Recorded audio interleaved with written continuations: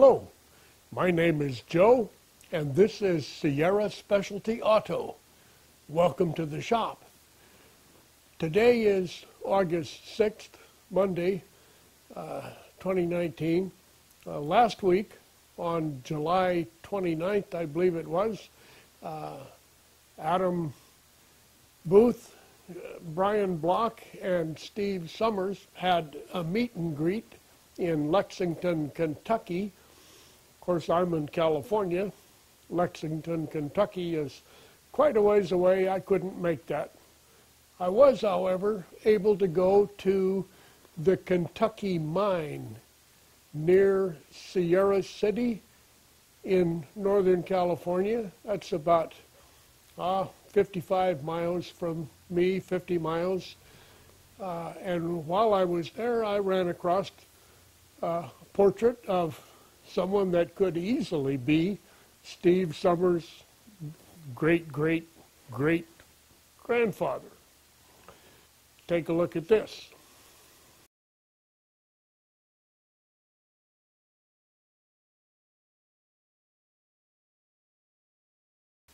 Actually, that was a man named Ezra Church who lived and worked in the Sierra Valley, which is near the Kentucky Mine. But that resemblance to me was remarkable. It certainly looks as if that could have been a distant relative of Steve. So let's go take a look at the mine. My wife and I were fortunate to be the only guests on our tour. We were guided by the lovely Melissa, who did a very good job of showing us the reproduction miner's cabin and the entrance to the mine and the stamp mill. So let's go to the mine.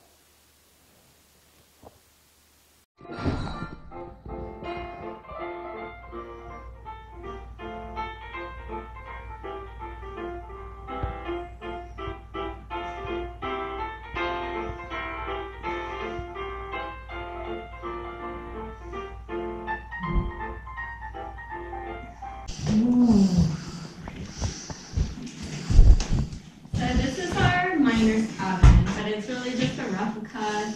They built it in the 1980s, and during that time they had building codes. Well, we still do. Right. But miners do not have building codes. So, yeah.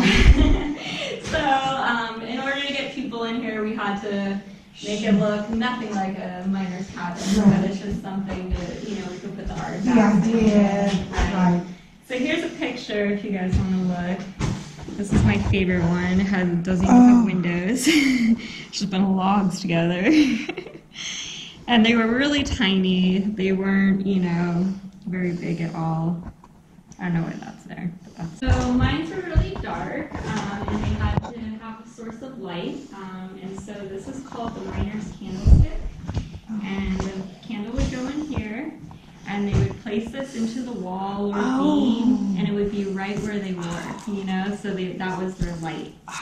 And the candles were very expensive. They were a whole $1 during the Gold Rush era, and they needed about 3 for their shift. And they were only getting paid about $5 a day. So candles were over half their income. It's pretty crazy. Later on, they became a little bit more inexpensive, and then the mining companies were providing them. But during the Gold Rush era, it was a commodity, like you had to have it, and so they capitalized on it. You wanted to be that was the business to be in. You wanted to be a candlestick maker, for gold. not a miner.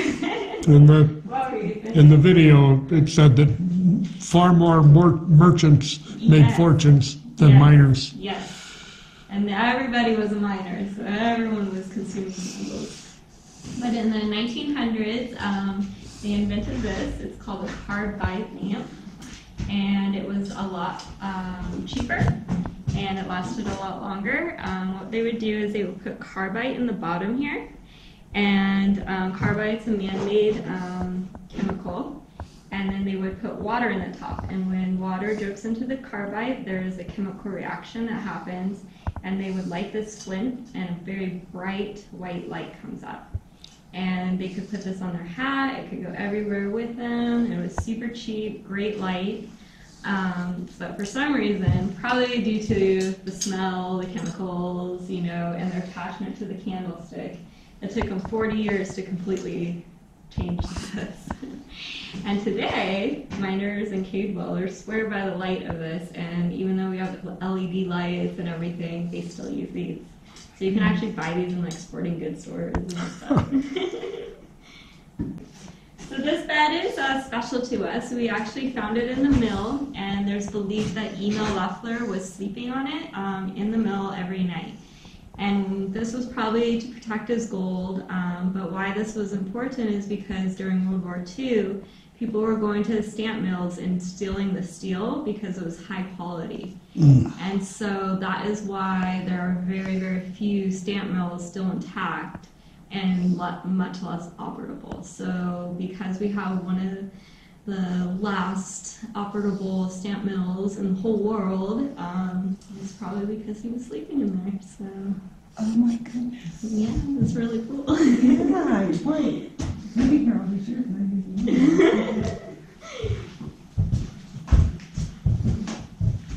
And I'll show you one more thing. This big tall 10 thing is actually a first aid kit. They would put rubber blankets, stretchers, food, water, and then they would stick it into the mine in case something had happened. Cave in. Yeah. Imagine eating a Band-Aid. Have to dig all that out. Alright, so I'm going to go look for rattlesnakes, and it might take me a few minutes That's because fine, I'm being I'll very check. careful. I appreciate you checking. Yeah, and if you want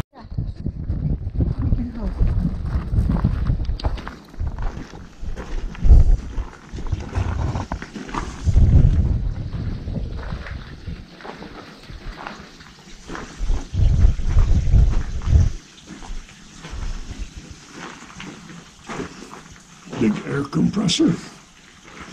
Oh. So this is our portal, the entrance to the mine, and this here is our poor little attic. It's modernized because this winter we had so much snow it actually collapsed. So it didn't look like that. They had the building codes, you know, so. But this is the attic. Beyond the attic is the drifts, which is the tunnels that follow the vein of ore. In this case, ore is quartz. That was what the gold was in. And so they went about 1,000 feet in, the drift. And then there was a rise, which is just a level up and a ladder in this case. And then it went another 800 feet drift. And so they didn't get very far at all. But this was because John Galloway's team, it was like, 5, 6 people. And then when it was Emil and Adolf, it was just the 2 of them. And now they worked full time in hard rock mines, other than this one. And they were also the butchers in town. And they still got that done in 5 years. But they were very, very hard workers. So to be a miner, the first thing you have to do if you're doing hard rock mining, if you're working alone, you would take this drill here, and you would hammer it with your hammer, and then you would turn it a quarter, and then you would hammer it again. And what you're doing here is you're just drilling holes, so you'll eventually put some blasting powder in it. And if you were working with a team, which was much more common, one person would hold the drill like this on their shoulder, and then the other one... Oops, it does flash, huh? Oh, it does. Yeah. That one does, yeah. And then the other one from behind with this huge sledgehammer would hit as hard as they could. And they would just go and go. They would change about every 5 minutes. But They didn't need to work out. I know, it was a lot of work. So they would do that. What they were doing is they were drilling a pattern of holes, usually in a circular formation, and what this is for is so that the blast will have the most impact on the rocks. And so when they're ready and they've drilled all their holes, they go in, they put some black powder in there, and then they put some fuses, and the fuses will be of different lengths. And when they're all done with the fuses, they light the longest one. I don't know, we had a debate about this. I'm trying to tell you, but let's see. The shortest one, would it be? I don't know. I think it would be the longest one first. She got me convinced, and I was like, well, that made sense, but I don't know. I think it's the longest one, because then you have more time to get out. Yeah, absolutely. So it's about 8 minutes to get out. Okay. And then after they light whatever fuse it is, they come out here, and then they listen, and they make sure that the explosions match the fuses they laid. And this is because they could go off while they're in there. And so if they match, the explosions match the number of fuses. How she had me convinced was that you light the longest one first, but then you're lighting each one. So at the end, the last one you're lighting is the shortest one.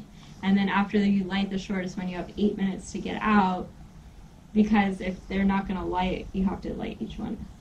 That's how she got me convinced. So if the explosions didn't match the number of fuses, then they had to wait 24 hours, because there was a 24-hour period where it could go off. And so they would always do that. But if they did match, then they would go right back in, and they would do what's called mucking. And what they're doing is all the rock is loose now, so they're pulling it out and they're sorting it. And so they'll take 2 ore carts with them, and they'll fill one with waste rock, which looks like this here. And then they'll fill the other with ore. And sometimes the ore will be bigger than this, but we just found this to show you what ore is. Or quartz. Quartz is the ore here. Yep. And so each of the ore carts could hold 1 ton of ore, which is a whole lot. And do you know how much gold they would get on average from a whole ton of Not quartz? very much. Guess. 12 ounces. No. 1 ounce? No, a quarter ounce. A quarter ounce. Yes, isn't that crazy? So they had to work so hard to get this gold. It wasn't just the drilling and the blasting and the mucking. So it's They weren't getting much from it. about $9 worth. And even back then, $9 doesn't seem like a lot for that much work. When a candle is $1. When a candle's $1. Yeah, seriously. I would have been in the candle business. So this is why the merchants were making so much. It was a lot of work. So they would do that, and they would fill it up, and then they would bring it out, and then we'll talk about what they would do there. If you feel comfortable, you can go through the attic. Our mine did collapse about 10 years ago. We used to bring people a little further in, but we can't do that anymore. It's collapsed. But you can see while they're mucking, they start building up the mine. So, you know, the shafts are called the rounds, and then this is the crossbar. And so they go about 4 or 5 feet, and they just build this as they're going. And we have the originals, and you can see them if you want. I can give you a flashlight.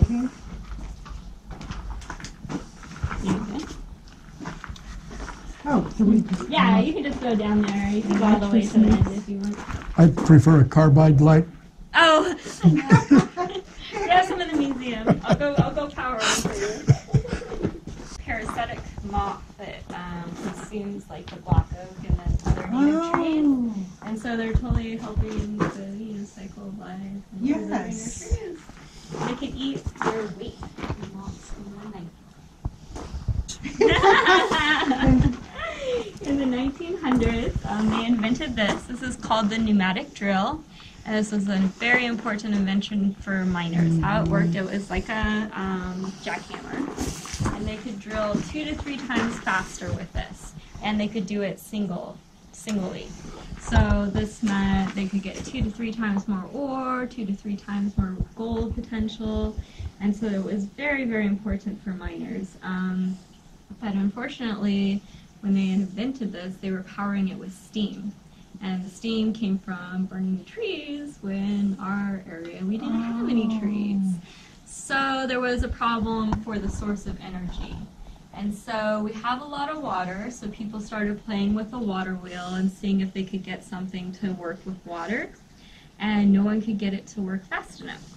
Until, and I shall show you.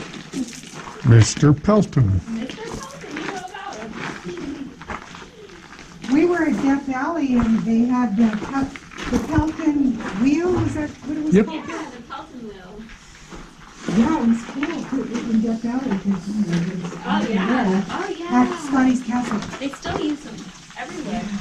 It's cool. Like, this is the neatest thing. And so his invention was unique, and he was able to do the, make it go. But it's wise because they have the split here.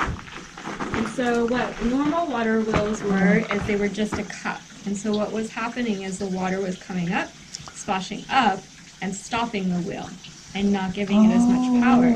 But because of the split, the water goes to the side and actually powers it. And so it goes really, really fast and gets a lot of power. And so this one still works just how it did back in the day. There's a spring called Walton Spring about 1,200 feet up this mountain. And the spring comes down through pipes, and at the very end it tapers. And so from gravity and the tapering of the pipe, there's a lot of velocity and a lot of power. So this water's going to just shoot out like pretty strong. And so that's where we're getting a lot of the power to give it to go. But then also the cups make it possible to get quite a bit of power. So I shall turn this on, and there's going to be some water. Okay, so watch our lens.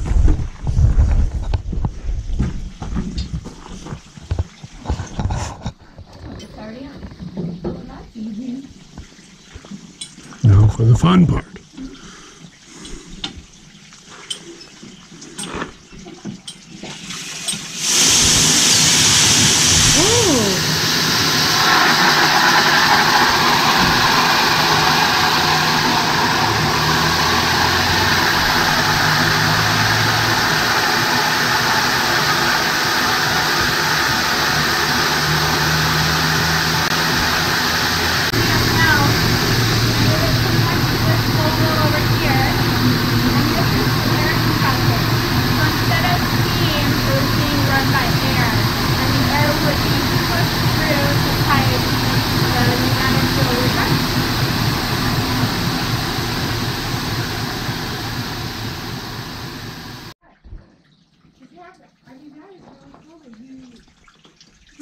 I know that it works still. It's awesome. You get that reaction from people? Yeah,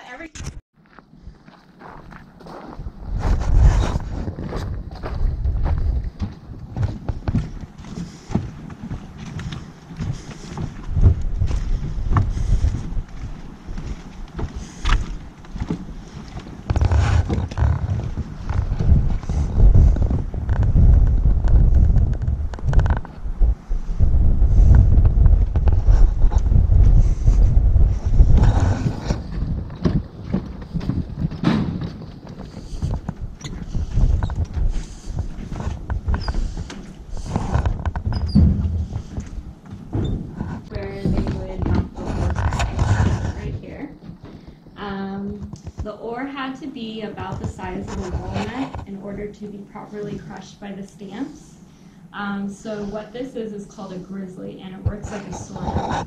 So you see the smaller grizzly in the back here, it would accept the ore that was the correct size to be crushed by the stamps, and it would fall right into a bend and be ready to be crushed right by the stamps. So they're using gravity and just to make everything a lot easier. This bigger grizzly here that looks flat would accept larger rocks, and it would go into a bend downstairs to be crushed further, so it would be the appropriate size for the stamps.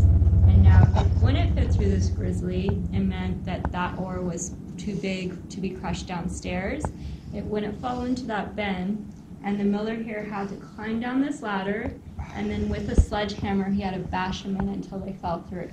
And then he knew that they could be crushed downstairs.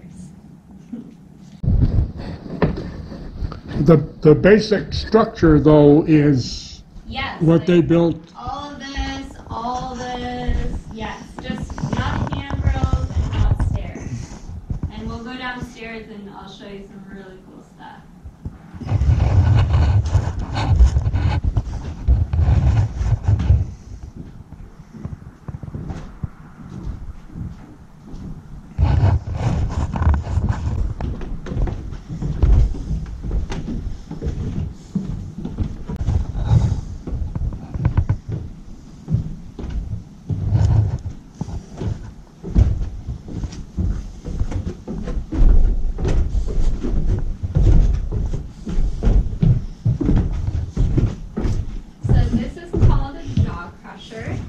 And this is what's going to crush the larger ore further, so it will be ready to be stamped, crushed by the stamps. And so, There was a bigger guy I know. who did that. Ooh. I wonder what's going on here.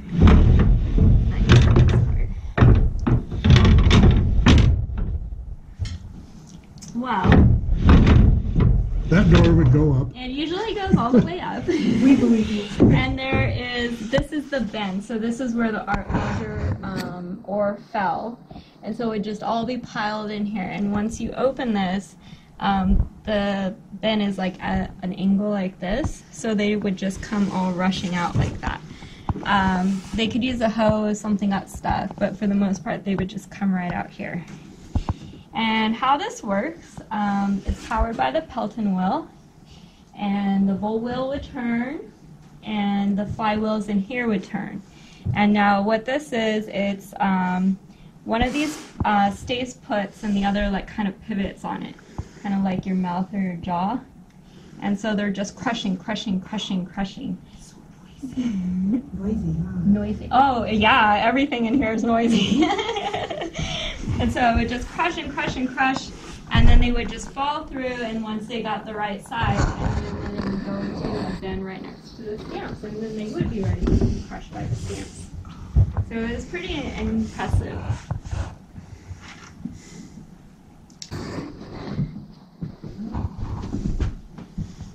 That's the biggest tap wrench I've seen. And the back. Oh, you saw that? Yeah, I saw that. Cool. Yeah, sometimes we like to hang out right here. There's one hanging right there. They won't touch you. They're really good tires. So this here is called an idler, and it worked like a clutch. This is the belt that runs the jaw crusher upstairs, and when they wanted it to be on, all they would have this pushed in, and the belt was tight, and the jaw crusher would go. And when they wanted to turn it off, they would just push this out, the belt would loosen, and it would turn it off. So it was a very smart little invention, very easy, but yeah, I'm impressed by it. So this is the top of the stamps. We have a 10 stamp mill, so you have 10 stamps, and that's what they call it. However number you have is what they call it, so it's a 10 stamp mill. And every 5 is called a battery, so we have 2 batteries here. Each of the stamps weighs 1,000 pounds, so they're super, super heavy, very, very heavy. And how they work here, this here is called the cam, and this is the tappet, and the cam turns, and when it turns, it lifts up this tappet here, and thus lifting up the bottom, the stamp, the foot, and then when it gets to this point, it drops it. So within a turn of a cam, the stamp drops 2 times. And they actually drop 80 times a minute each. So with all of them going, it was about 800 times a minute. So it was really, really loud and very, very noisy. During the time that the 12 stamp mills were open in this area, there were no trees to filter the sound, and people couldn't have a conversation on the street. They had to go inside, they had to shut all their windows just to talk to each other. And now these are going 24/7, every day of the year except for Christmas and New Year's. And on those days, no one could sleep, the babies would cry, dogs would bark, because they became so accustomed to that noise. And so if they heard it stop not on one of those days, they knew something was wrong, you know? Oh. So yeah, it's a crazy lifestyle. It's very industrial here. No trees, lots of noise, people working hard, you know. Not like today, not at all. You can't even imagine. Oh, and one more thing. So they don't all drop at once. So they drop in a rotation. It goes 1, 3, 5, 2, and 4, but they're still going really, really fast. So it's like, and then I shall show you back here. And so every now and then they would have to stop a stamp. Actually, it was quite often. The foots get worn out. They have to change them, or maybe an ore piece is too big. But they don't want to stop all of the stamps. So in order to stop one stamp, they would put this in here. And this is called a finger.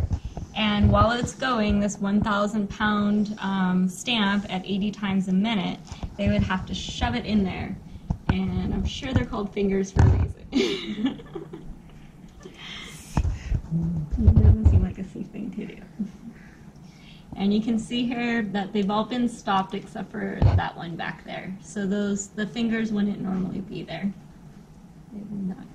In normal operation, they'd all be back the way that one is. They actually wouldn't even be there. Oh, it wouldn't even be there. No. They'd store it up here on the wall. Like this, yeah.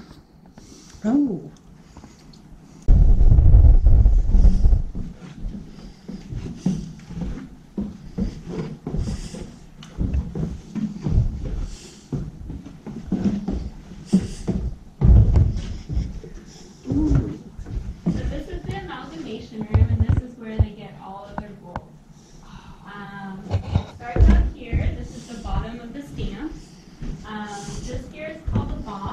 And this here is called the foot or the elephant foot. And they actually get placed into each other. You can see here, this is a foot, and you see how it's like kind of like a peg, and the boss is actually hollow, so they fit right into each other. And how they got them to stick is they would get little teeny pieces of wood. You can see one of those on the foot right there. Oh, yeah. And they would wet them. And because of the expansion of the wood, they placed them on there, they would stick. And they're like 1,000-pound stamps going 80 times a minute, and you can see it really worked. I mean, they're still on there to this day. Yeah, it's very amazing. And so this is called the mortar box, and there would be a lot of water coming down here. Everything would be wet. And in the mortar box, they would place some mercury. And what happens is when mercury and gold come together, they chemically bind. And so that was how they could gather the gold. And so in the mortar box, that's how they got that. And these stamps are actually pulverizing the ore. This is the battery screen. And this is an example of how very fine the ore was getting crushed into. Very, very fine. And this is the battery screen too. And normally we want to show you the stamps, but normally it would be on here just like this one. And so This would. yes, yes. And so the stamps would pulverize the ore, and it would mix with water, and when this happens, it's called the slurry, and it would come through the battery screen, and it would start washing down this table here. And they would have these copper plates. There would be some on this side as well, and they would put mercury on the copper plates as well. So whatever didn't get caught in the mortar box, they were catching on the copper plates, and then the slurry would come all the way down here, go through these troughs, and then go through the pipes, and then these pipes go right down here, and this is called a shaker table. And this kind of shakes it like an angle, and it catches all of the leftover minerals. But here, whatever they had caught in the mercury from the mortar box or the copper tables, they could process here. And how they would do that, it was a little dangerous, but I think they knew what they're doing, hopefully, honestly.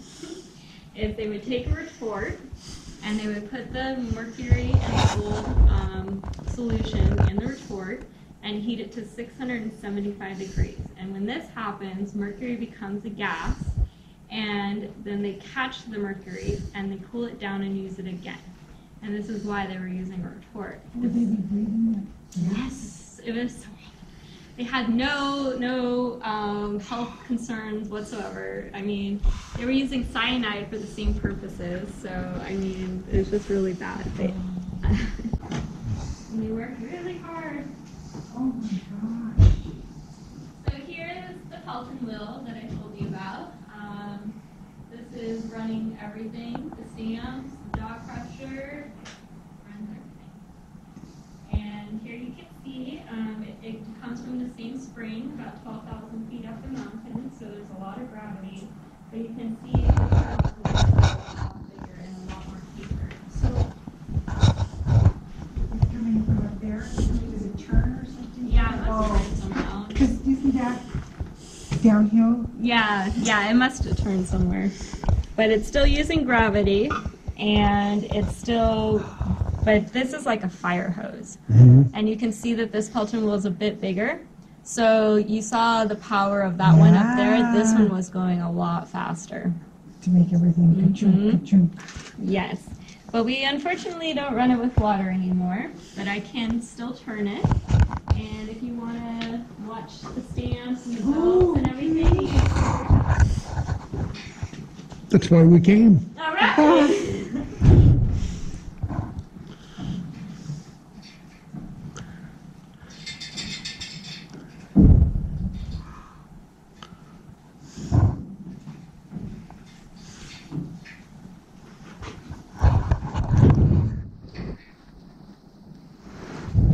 Did you eat your Wheaties this morning? I have to every morning. This is my gym. We don't really have gyms here.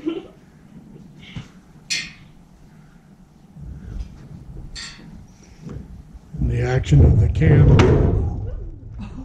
The action of the cam turns the Yes, foot it so it does. hits at a different Yep. spot each time. Yep, it turns it. So you can see it's super loud. Just imagine. I was expecting it. That was just one, That was just one. not 800. 80 times a minute. 800 times a minute. This Pelton wheel is beautiful. It's artwork. I know. It's so impressive. Now, turn on the rock crusher, and then I want to see you No, turn the yeah. wheel. No. You'll pass on I that. need a break. Oh, wow.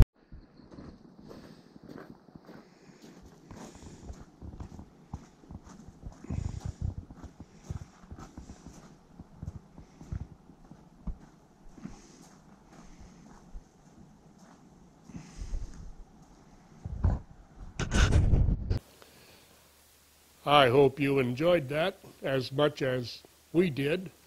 If there's interest shown in the comments, we could do another tour. We have the Plymouth Eureka State Park about 30 miles from us in Johnsville, California, and they have a museum and a non-functioning stamp mill, along with a number of other pieces of mining equipment and mining exhibits. And we could, we've been there, my wife and I have been there several times. We could go back with the camera and do another mine tour if the comments indicate an interest. So let me know down below. I hope you will comment. I hope you'll subscribe if you haven't already. And I thank you for watching. Please come back to the shop again.